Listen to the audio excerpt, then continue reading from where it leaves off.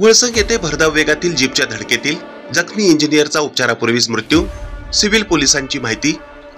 सोलापूर अक्कलकोट रस्त्यावरील वळसंग जवळील हॉटेल वळसंग वाड्यासमोर भरधाव वेगातील जीपची धडक बसून फर्निचर इंजिनियर गिरीश ग्रामोपाध्याय वय वर्ष 54 राहणार टिळक गल्ली तालुका अक्कलकोट यांचा अपघातात मृत्यू झाला। हा अपघात रविवार दिनांक 28 जानेवारी रोजी दुपारी 3:30 वाजता झाला।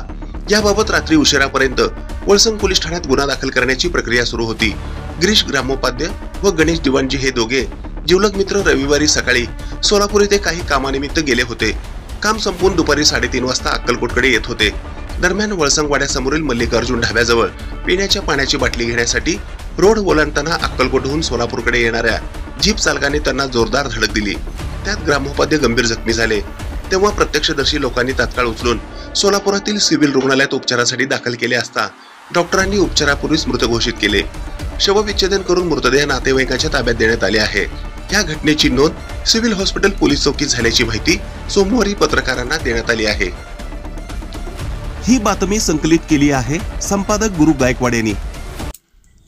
ताज्या घडामोडी पाहण्यासाठी आजच महाराष्ट्र सुखदेव न्यूज या YouTube चॅनलला लाईक आणि सबस्क्राईब करा।